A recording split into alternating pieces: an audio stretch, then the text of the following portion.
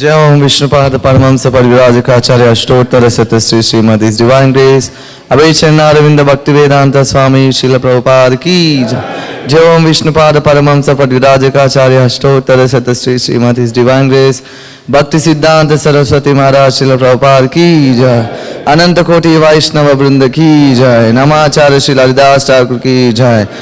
प्रेम से कहो जय श्री कृष्ण चैतन्य प्रभु नित्यानंद श्री अद्वैत गदाधर शिवासादि गौर भक्त वृंद की जय। श्री श्री राम की जय। Srila Prabhupada transcendental book distribution की जय।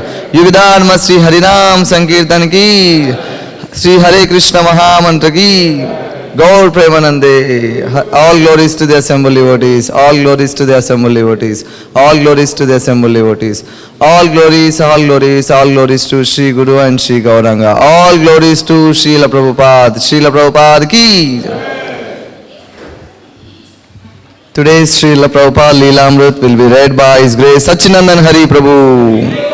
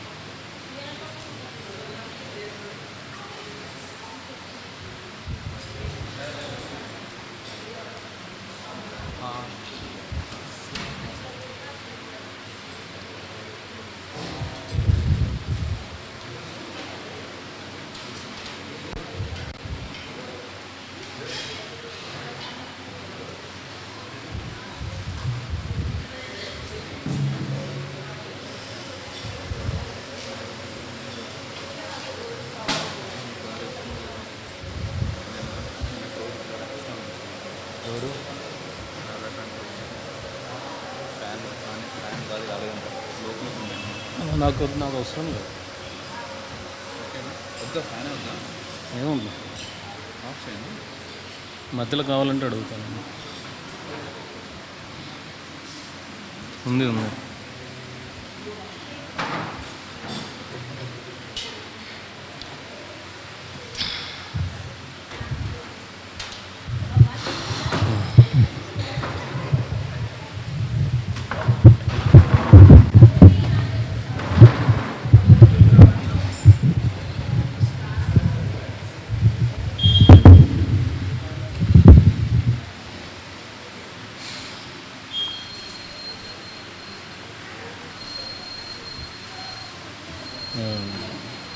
It is there already here.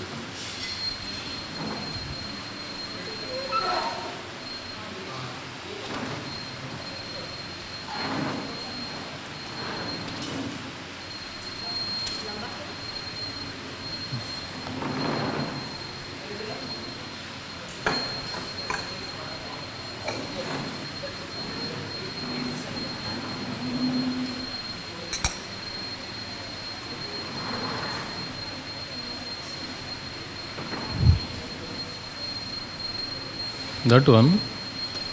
Here something else is there.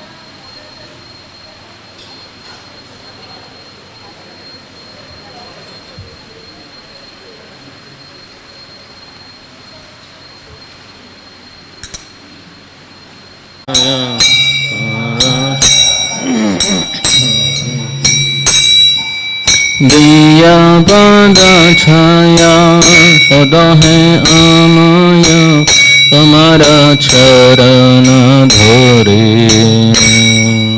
दिया पादा छाया सदा है आमाया तुम्हारा चरण धोरे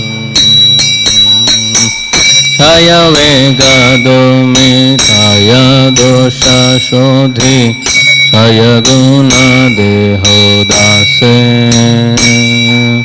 छाया वेगादो में छाया दोषा शोधि छाया गुण देहो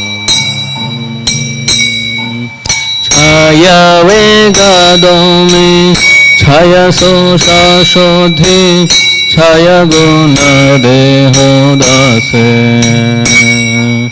छाया वेगादो में छाया दोष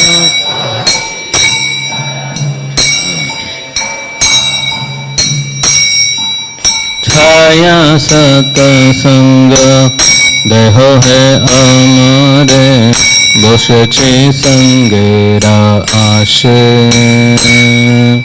छाया सत्संग देह है अमरे बसचे संगेरा आशे छाया सत्संग देह है अमरे बसचे संगेरा आशे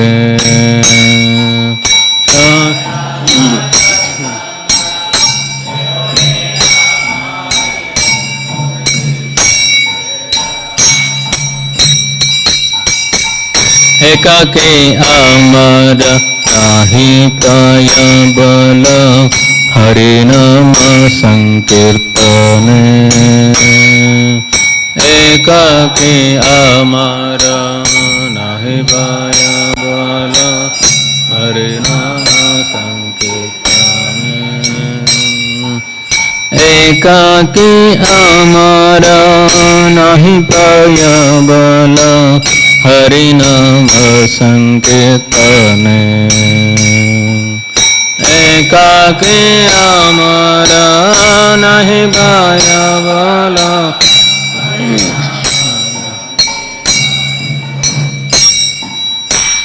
तुम्हें कृपा कोरि श्रद्धा बिंदु दिया देह कृष्ण नाम धने तुम्हें कृपा करे श्रद्धा बिंदु दिया देह कृष्ण नाम धने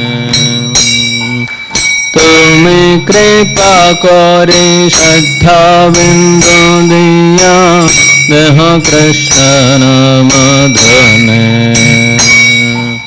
तुम्हें कृपा करे श्रद्धा बिंदु दिया देह कृष्ण नाम धने कृष्ण से तुम्हारा कृष्ण दीते पारो तुम्हारा शक्ति आछे कृष्ण से तुम्हारा कृष्ण दीते पारो तुम्हारा कृष्ण से तुम्हारा कृष्ण दीते पारो तुम्हारा शक्ति आछे से तुम्हारा कृष्ण दीते पारो तुम्हारा शक्ति अमित कंगाल कृष्ण कृष्ण बोले धाई तव पाछे पाछे अमित कंगाल कृष्ण कृष्ण बोले धाई तव पाछे पाछे amrita kangala Krishna Krishna bole dhai tava pache pache amrita kangala Krishna Krishna bole dhai tava pache pache dhai tava pache pache dhai tava pache Ahe Vaishnava Thakura Jaya Rasagara Edase Karuna Kore Ahe Vaishnava Thakura Jaya Rasagara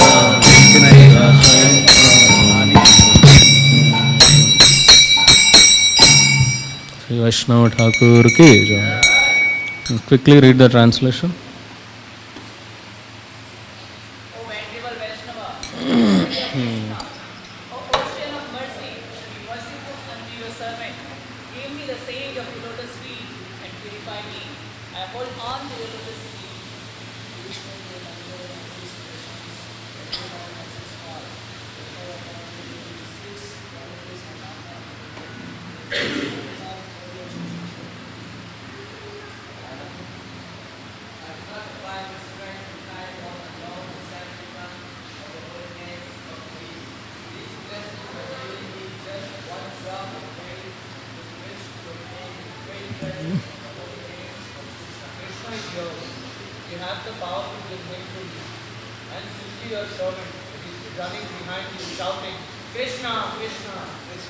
Krishna, Krishna.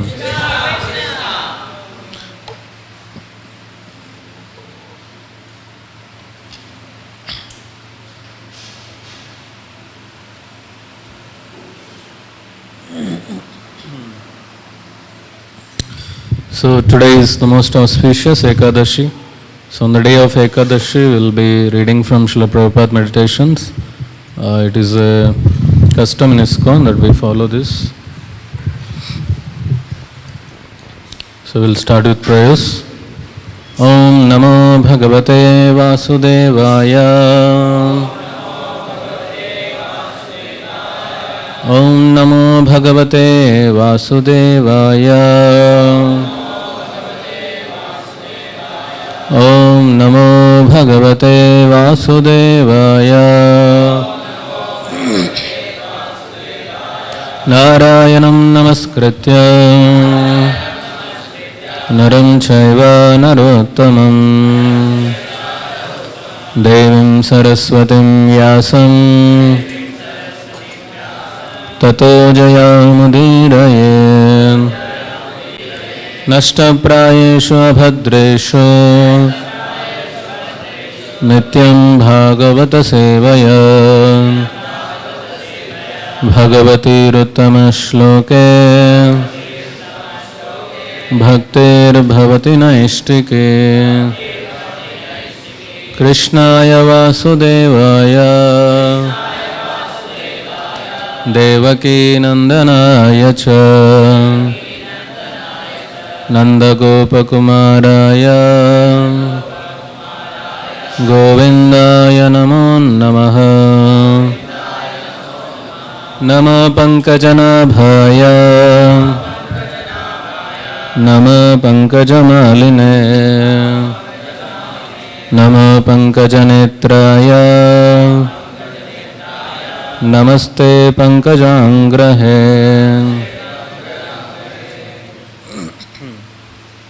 Hare Krishna. So we are reading from Srila Prabhupada Lilamrta, Volume 1, and the title of the chapter is A Very Nice Saintly Person.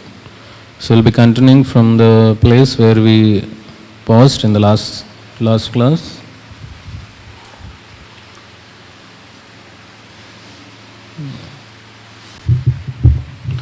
In 1923, Abhay and his wife west from Calcutta. The British had once made Allahabad the capital of the United Provinces, and they had built many good buildings there.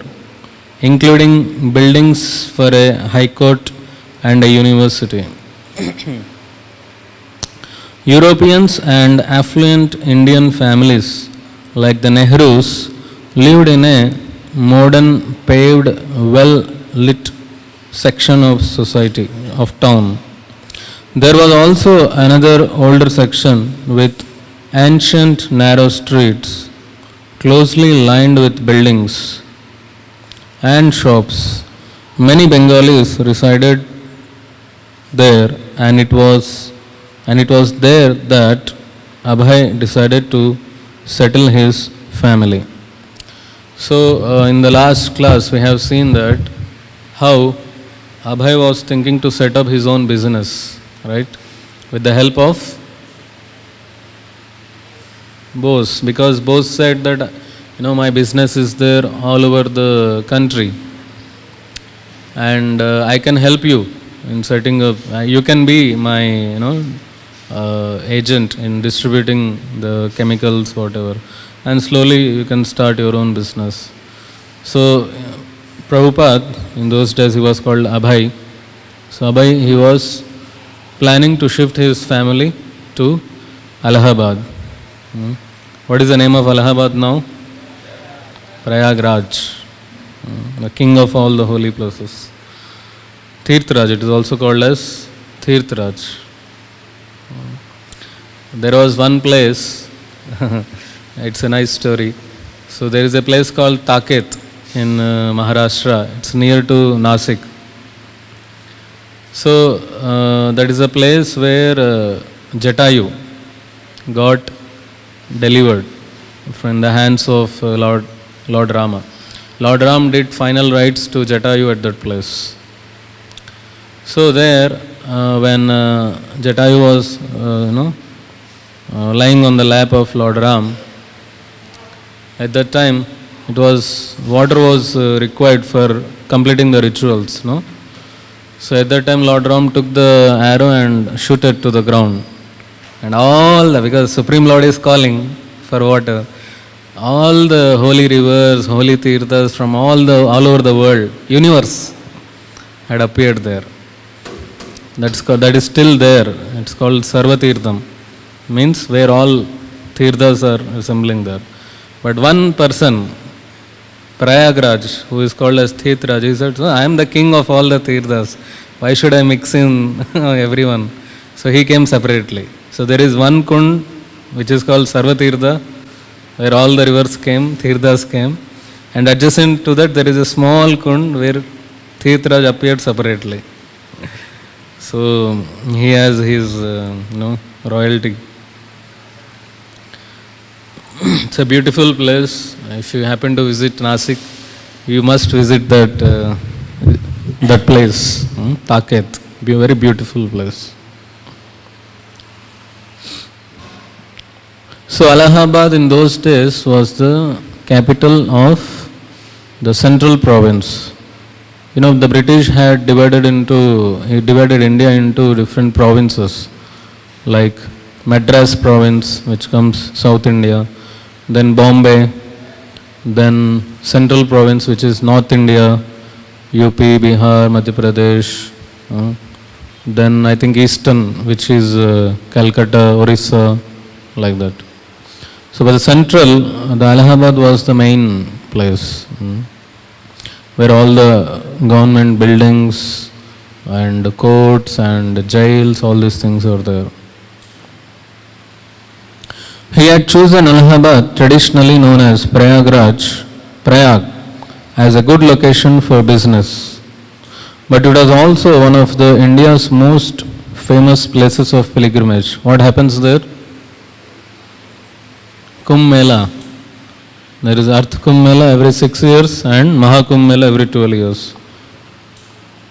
So it is also a famous place of pilgrimage, and not only Kumbh Mela, but the Lord Ram, when he was going for exile, he met Bharadwaj Rishi there. Bharadwaj Ashram is there. So I happened to visit Allahabad, Prayagraj in 2019, the Kumbh Mela, 2019. So very huge festival celebrations. Kilometers and kilometers you have to walk. So many pandals.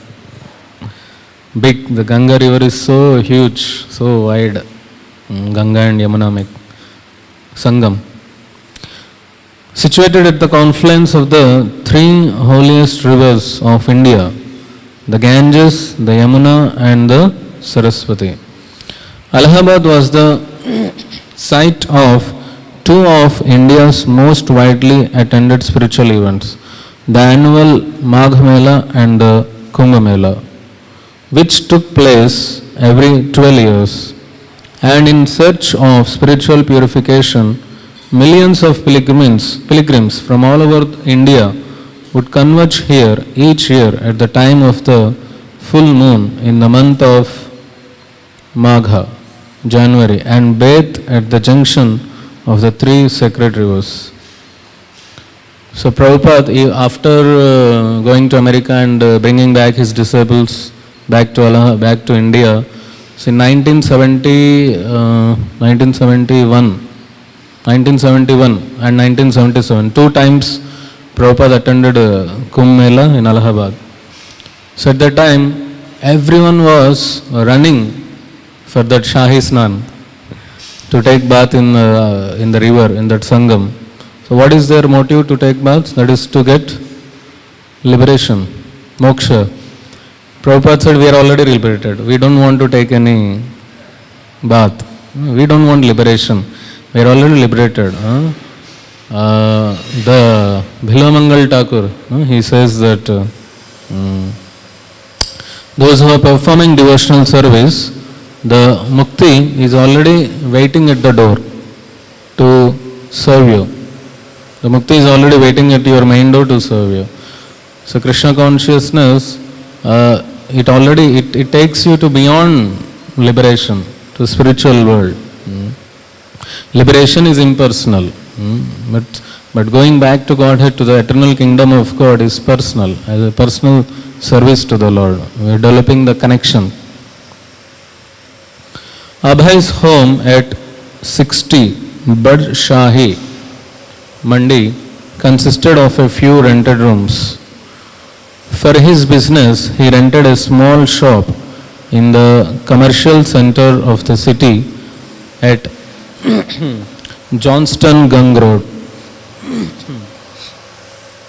where he opened his dispensary, Prag Pharmacy, and began selling medicines, tinctures, syrups and other products manufactured by Bose Laboratory. In fact, there is a photo also of Abhay Laboratory, Prag Pharmacy.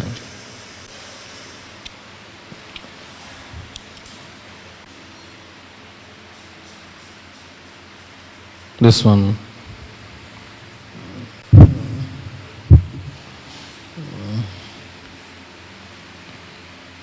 This one. Deep pain liniment. So,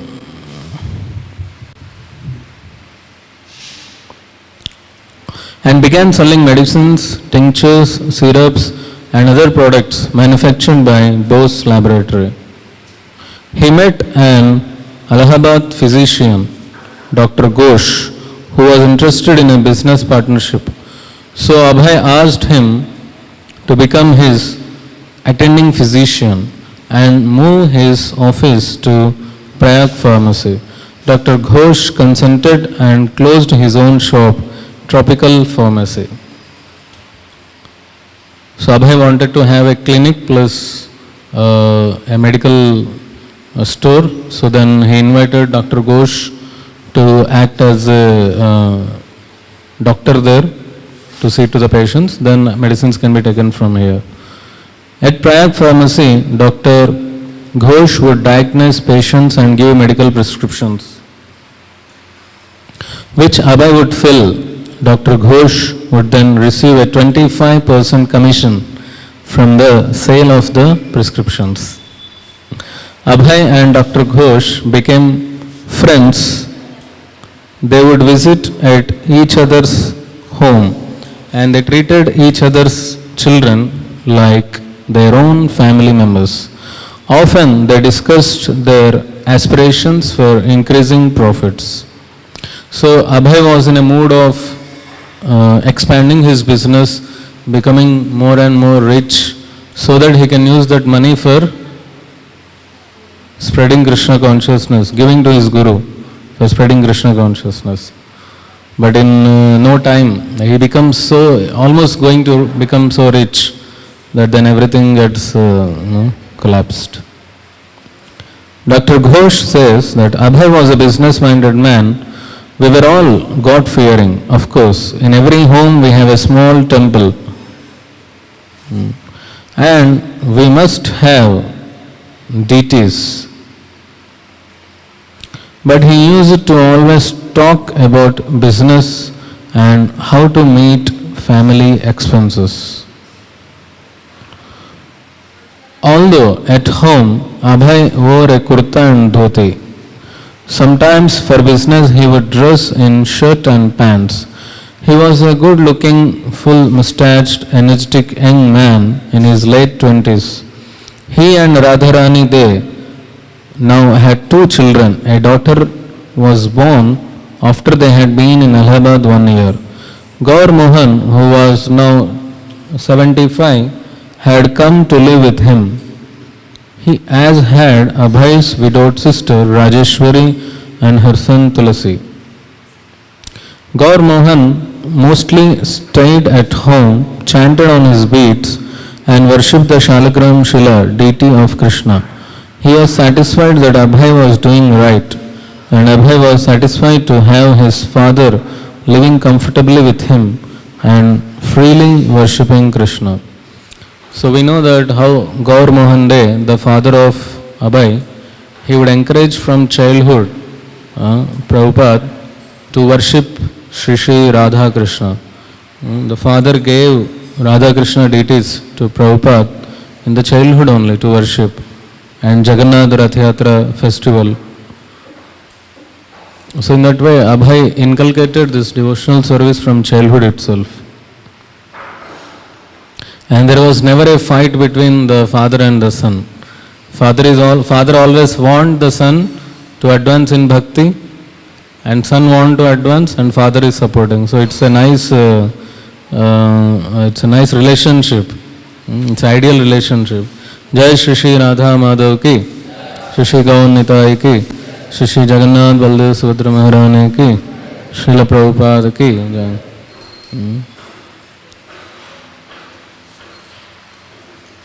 Abhay led a busy life. He was intent on building his business. By 8 a.m. he would go to his pharmacy where he would meet Dr. Ghosh and begin his day's work. At noon he would come home and then he would return to the pharmacy in the late afternoon. He had purchased a large book for 8,000 rupees, and although he never drove it himself, he let his nephew, a good driver, use it for his taxi business. Occasionally, Abhay would use the car on his own business excursions, and his nephew would then act as if chauffeur. So just imagine in those days, 1920s, Prabhupada was having a car. 1920s, Srila Prabhupada was having a car and a driver also. Almost now 100 years, 100 years back, someone having a car with a driver, so that's a great thing. So Prabhupada was very rich at those times, very nicely settled. It so happened that both Motilal Nehru and his son Jawaharlal were customers at Prayag Pharmacy. So the Nehrus were the customers at Prayag Pharmacy. Because Jawaharlal would always order Western medicines, Abhay thought he must have felt that Indian ways were inferior. Once Jawaharlal approached Abhay for a political contribution, and Abhay donated. Being a conscientious merchant, during the day Abhay would talk with his customers and other friends who would stop by. And they would tell him many things. A formal military officer used to tell Abhay stories of World War I. He told how Marshal Foch in France had one day ordered the killing of thousands of Belgian refugees whose maintenance had become a burden to him on the battlefield. A Mohammedan gentleman, a member of a royal family in Afghanistan, would come daily with his son to sit and chat. Abhay would listen to his visitors and converse pleasantly and make up their prescriptions, but his thoughts kept returning to his meeting with Bhaktisiddhanta Saraswati. He went over it again and again in his mind, how he had looked, his mannerisms, what he had said. At night, Abhay would go home to his wife and children. Radharani was a chaste and faithful wife who spent her days cooking, cleaning and caring for her two children. But she was not inclined to share her husband's interest in things spiritual. He could not convey to her his feelings about Bhaktisiddhanta Saraswati. So in those days, Prabhupada was big people. And even after taking sannyas or even after taking Vanaprastha, Prabhupada would write letters to Gandhi, to Nehru, to the presidents at that time, Rajendra Prasad, Radha Krishnan. He would meet all big people. Prabhupada was always, his thought was always big. It was never compromised. It was never small, narrow-minded. He was always broad-minded and very high-minded. He would always target big people. So here, even though the wife was very chaste and very faithful, but she was not interested in Krishna consciousness.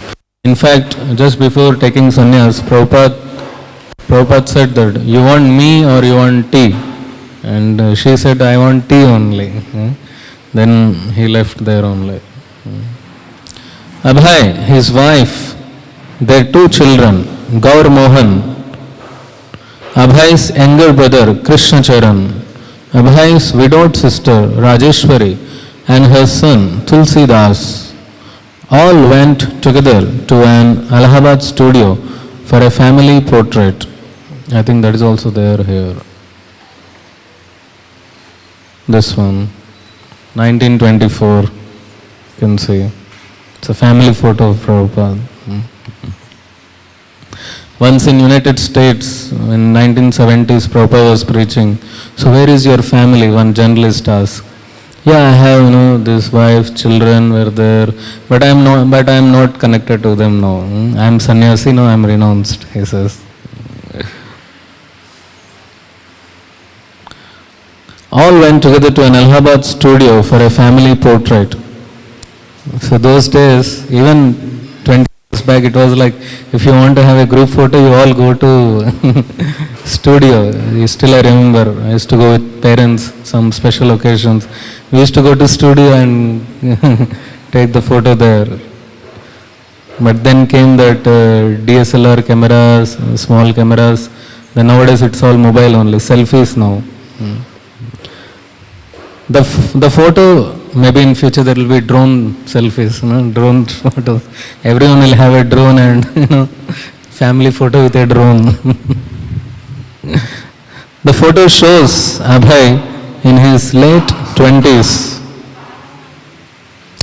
He is thin and dark with full moustache. His forehead is broad. His eyes dark and clear. He wears a white kurta and dhoti and plain dark slippers. He sits in a chair, his wife standing behind him. An attractive young woman in a white khadi sari.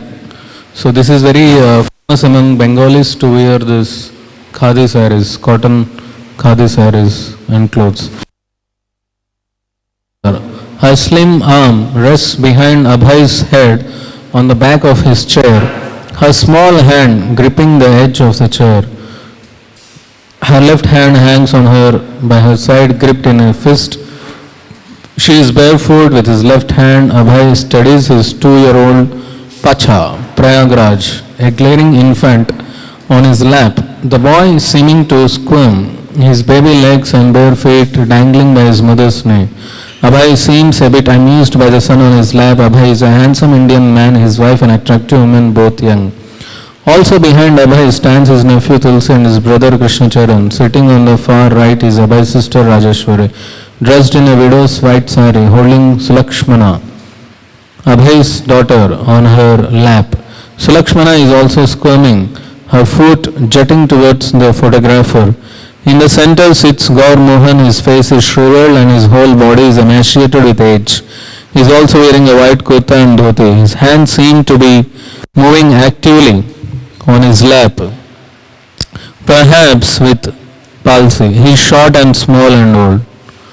So this is the beauty of Prabhupada Lilamrta, that Satsvarup Das Goswami Maharaj, he describes everything very in detail.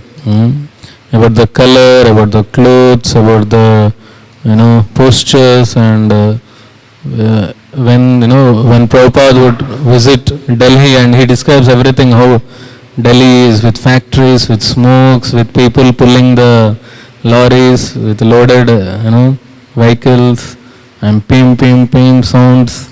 So very nicely he describes like a realistic view. Abhay travelled frequently throughout northern India, intent on expanding his sales. It was not unusual for him to be gone a few days in a week, and sometimes a week or more at a time. As he travelled from one city to another, the pharmaceutical industry was just beginning in India, and doctors, hospitals and pharmacies were eager to buy from the competent gentlemanly agent who called on them from Bose Laboratory of Calcutta. He would travel by train and stay in hotels. He liked the feeling of freedom from home that travelling afforded, but the real drive was servicing accounts and getting new ones. That was his business. So once upon a time when Prabhupada was travelling in train, he was going to Delhi for business purpose. Then he was speaking with the people around, and suddenly he finds the train stopped at Mathura, and he sees the Mathura name and becomes so spiritually emotional, and he gets down there. He was supposed to go to Delhi, but he gets down at Mathura, and like that, it's a sudden decision, seeing the Mathura name, and goes to Vrindavan. Riding in a third class unreserved compartment was often uncomfortable. The only seats were benches which were often dirty, and the passengers were permitted to crowd on without reservations. But that is how Abhay travelled hundreds of miles every week. As a train moved between towns, he would see the numberless small villages and then the country land that spread out before him on either side of the tracks. At every stop he would hear the cries of the tea vendors as they walked alongside the train windows. Chai, chai, tea. The British had introduced it, and millions of Indians were convinced that they could not get through the morning without their little glass of hot tea. As a strict Vaishnava, Abhay never touched it, but his wife, much to his displeasure, was becoming a regular tea drinker. So the Britishers introduced tea freely in the early days, and they made the Indians addicted to the tea. And once Indians became addicted, then they started selling it for some money. Although Abhay was accustomed to dressing as a European businessman, he never compromised his strict Vaishnava principles. Most of his fellow Bengalis had taken up fish eating, but Abhay was always careful to avoid non-Vaishnava foods. Even at hotels, once at a vegetarian hotel, the Empire Hindu Hotel in Bombay, he was served onions, and sometimes hotel people tried to serve him mushrooms, garlic and even eggs. But all of these he carefully avoided. Keeping a small semblance of his home routine, he would take his bath early in the morning with cold water. He followed this routine year around, and when in Saranpur he did so during the bitter cold weather, the hotel keeper was greatly surprised. So Srila Prabhupada was very strict in his Vaishnava principles. When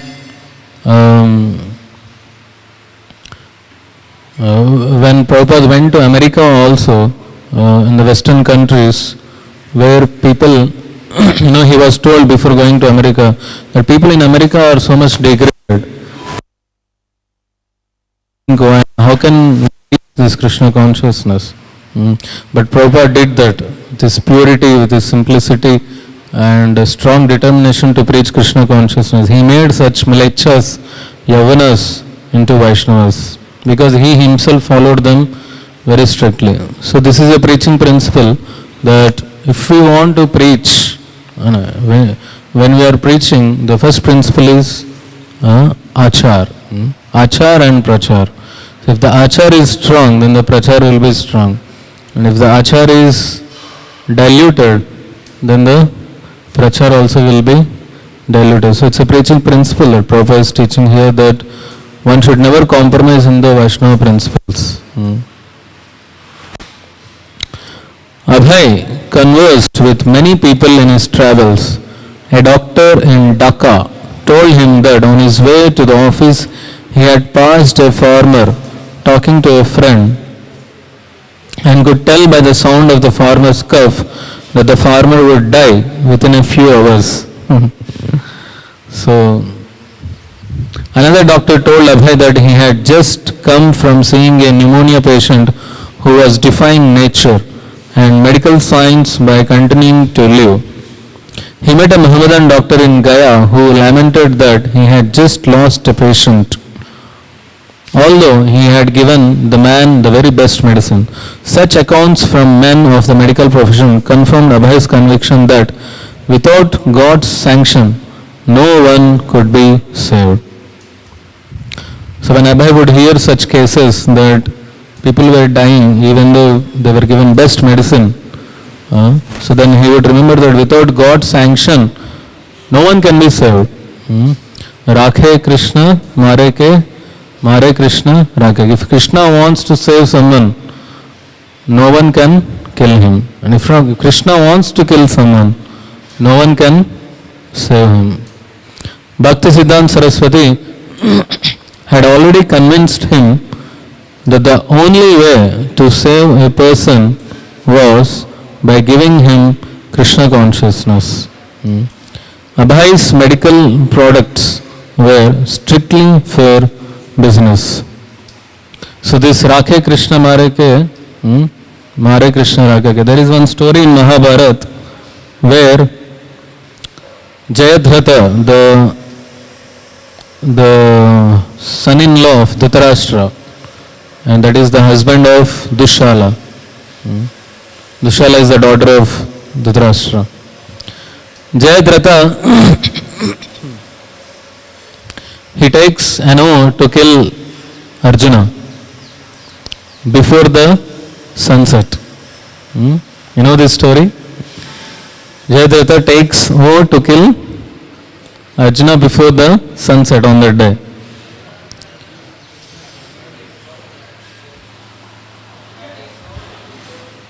Arjuna takes oath, right? Arjuna takes oath to kill Jayadratha before the sunset, right? Yeah, Arjuna takes oath. But Jayadratha, he is very duplicitous. So Arjuna takes oath also that if I cannot kill Jayadratha by the end of the day, I will commit suicide. He also says that.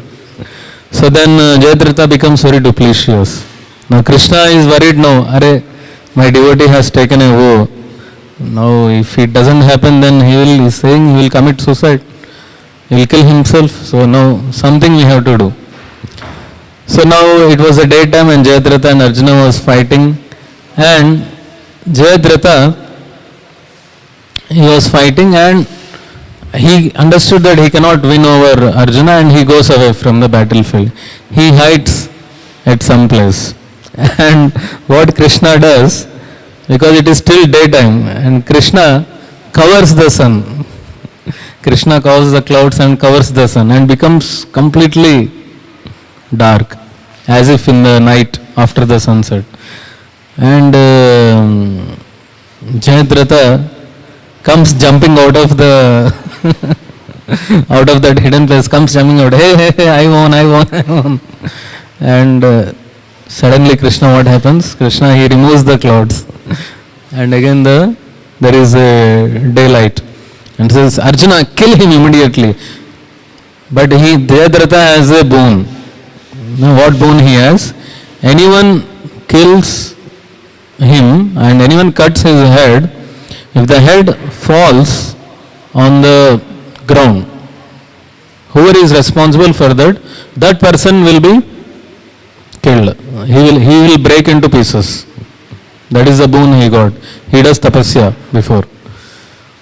Then Krishna says, Arjuna, you cut his head in such a way that his head will go and fall on his father's lap. Arjuna, then throws the arrow immediately in such a way that the head is cut off, and without falling on the ground, it goes directly and falls on the lap of his father.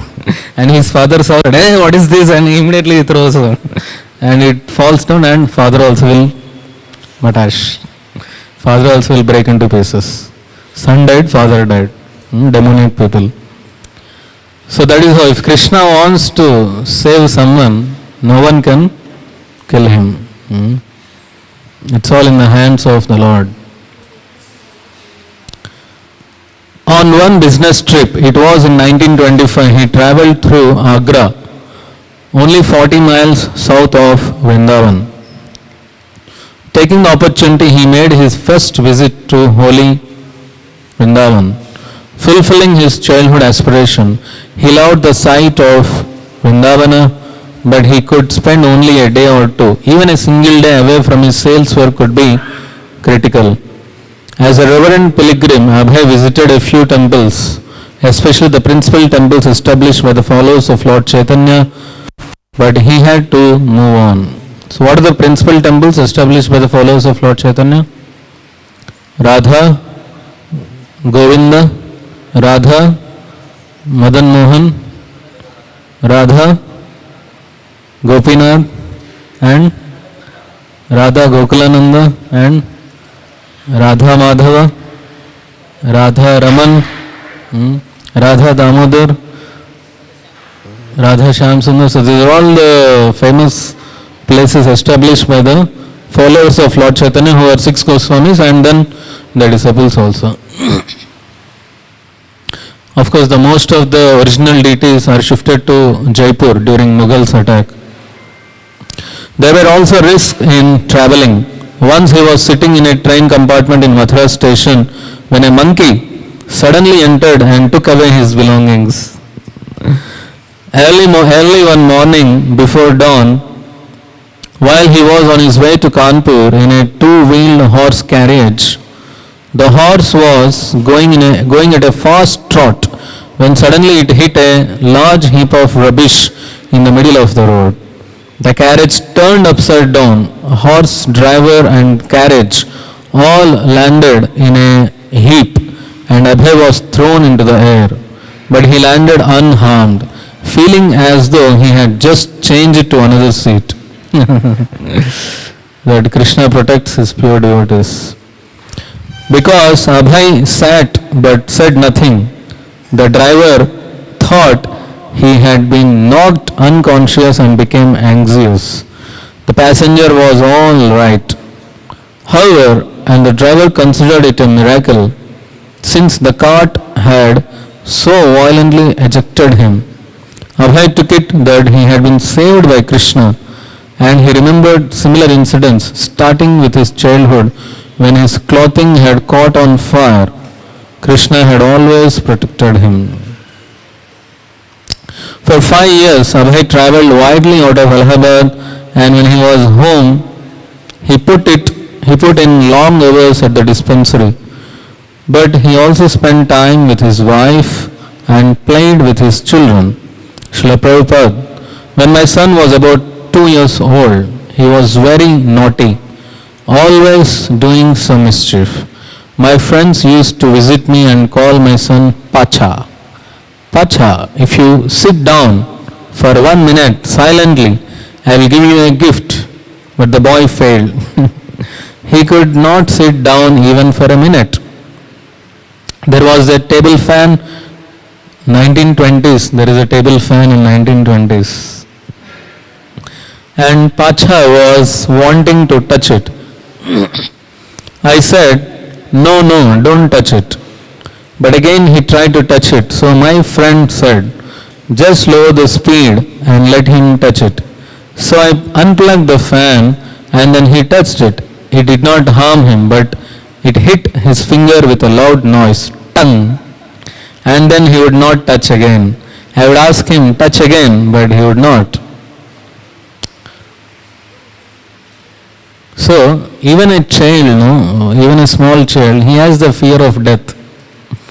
When a small child, you take him to water or you take him to joint wheel, there is a fear of losing the life. They are small, but they also know, it's a death. So consciousness is there, the soul is present, right? As soon as his daughter Sulakshmana could speak, he began teaching her the Bengali translation of the prayer Guruvashtakam, which begins, the spiritual master is receiving benedictions from the ocean of mercy. Just as a cloud pours water on a forest fire to extinguish it, the spiritual master extinguishes the blazing fire of material life, of repeated birth and death. Except for his obligatory travels, Abhay stayed at home and satisfied his family. He tended diligently to his business and it prospered. It was Kumbh Mela, January 1928. Bhakti Pradip Tirth Maharaj of the Gaudiya Math had come to Allahabad with a few men. One day he walked unannounced into Prag pharmacy and all of a sudden Abhay was seeing them again. After so many years, these are the people I saw before. He thought, Gaudiya Math, yes, come in. Bhakti Pradip Tirth Swami was the same sannyasi who had visited Narendranath Malik in Calcutta. A visit that had led to Abhay's going to visit Bhaktisiddhanta Saraswati. Folding his palms in a humble gesture, standing before Abhay in simple saffron khadi robes, his shaven head with a tuft of shikha in the back, his forehead marked with Vaishnava tilak, Tirth Maharaj said to Abhay, we are new here, we are going to establish a temple in Allahabad. We have heard your name, so we have come to you, please help us. Abhay was joyful, yes, I will help you. He contributed what money he could and then introduced Tirth Maharaj to Dr. Ghosh, who also contributed. Abhay invited the Gaudiya Math devotees to come to his home and hold a bhajana and lecture. His wife would cook prasadam. So those days also house programs were there. They accepted, but when they arrived there was a misunderstanding. Gaur Mohan, who was invalid, was staying in his room upstairs. Please come down, Abhay called. There is a meeting of the Gaudiya Math. Gaur Mohan came downstairs, but when he saw the sadhus, he mistook them for impersonalists from a non-devotional mission. He had not heard correctly, but he observed the saffron clothed men solemnly and even made a critical remark. Abhay, who was enlivened with the opportunity to associate with Vaishnavas and hear from them Krishna Katha, could not understand his father's behavior. Then as soon as Bhakti Pradip Tirth Maharaj began his lecture, Gaur Mohan understood, they are Vaishnavas, he cried. Old and invalid as he was, he immediately fell down at their feet. I misunderstood you, sir. I thought you were sannyasis from another mission. I am glad to meet you. After Kumbh Mela, Pradeep Tirth Swami left, but 5 or 6 brahmachari disciples of Bhaktisiddhanta Saraswati stayed on in Allahabad, maintaining a small matha headquarters. They worshipped the deity, held an evening program of kirtana and lecture, and preached actively to the local people. The devotee in charge, Atulananda Brahmachari, would visit the homes of Allahabad citizens, trying to solicit subscriber members for the matha. For half a rupee per month, a person would receive a subscription to the Gaudiya Math magazine. In the course of his door-to-door soliciting, Atulananda knocked on the door of Abhay Charande. Abhay received him very hospitably and offered him some rice and fruit. Abhay was very receptive to the philosophy and relished discussions with Atulananda, who made it a point to visit Mr. Day repeatedly and speak with him about Lord Chaitanya and the Bhagavad Gita. So, even Sitaram Prabhu, he stresses on this point of cultivating people.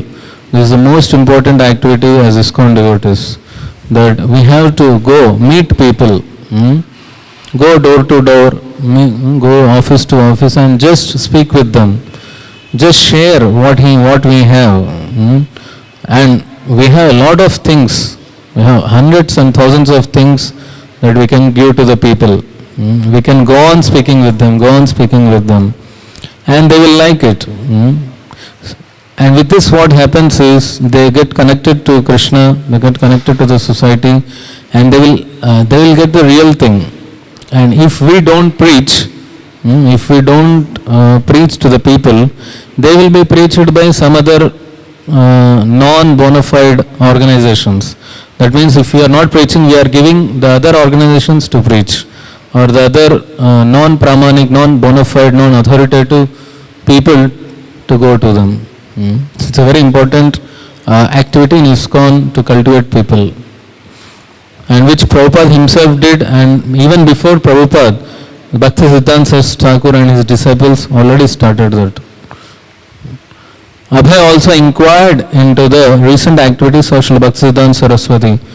By now, Srila Bhaktisiddhanta had established the Gaudiya printing works in Calcutta and had begun to publish the Srimad Bhagavatam in several volumes with his own annotations. He had also published an edited version of Sri Chaitanaya Bhagavata from his center in Dhaka. He had opened centers in Bhubaneswar, Madras and Puri. Abhay's interest was insatiable.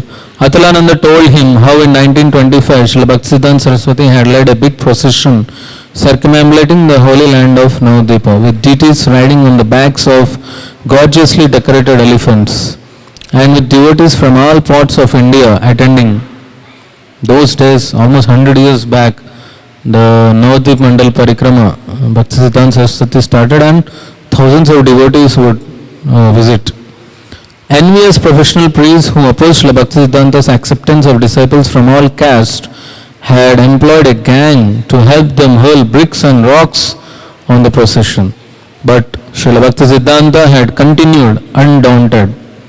In 1926, he had toured throughout India preaching the message of Lord Chaitanya, and he had also installed the deities in the large temple of Sri Chaitanaya Mahaprabhu in Mayapur. So wherever Bhaktisiddhanta Saraswati Thakur travelled, and the same place where Chaitanya Mahaprabhu travelled, in those holy places, Srila Bhaktisiddhanta had installed the lotus footprints of Lord Chaitanya, like the places Simhachalam, Mangalagiri, Tirupati, Srirangam, all these places still, Sri Kurmam, all these places still you will find the lotus footprints established by Srila Bhaktisiddhanta Saraswati Thakur.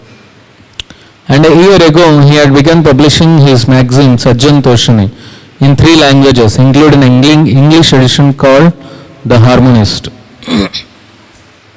After several visits and hours of discussion on the activities and philosophy of Gaudiya Vaishnavism, Atulananda brought Mr. Day to the Allahabad ashram.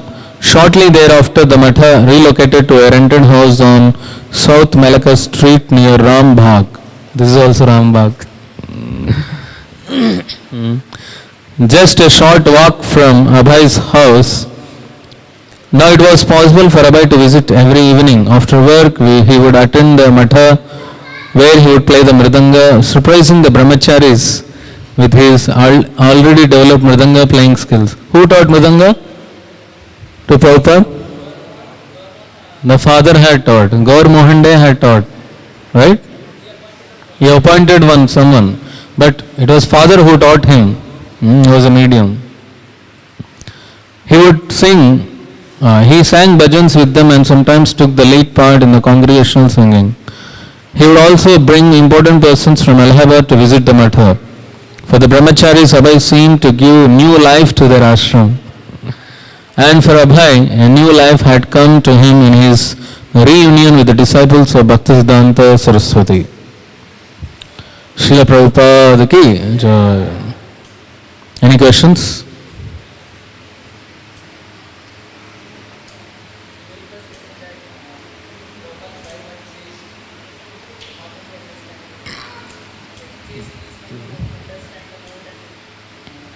Chaste in terms of consciousness, who is called chaste? Who is called chaste? Purity. She only thinks of her husband, no other men.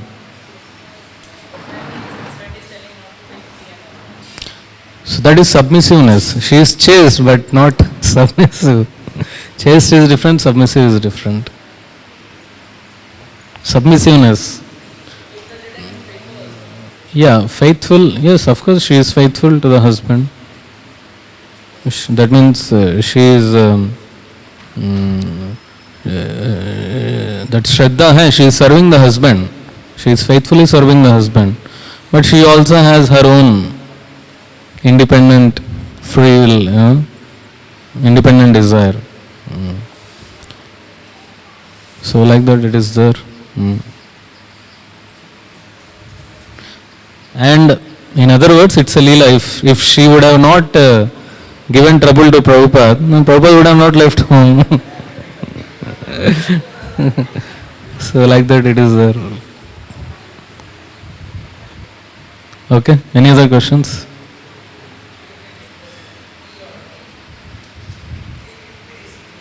She didn't take it very seriously.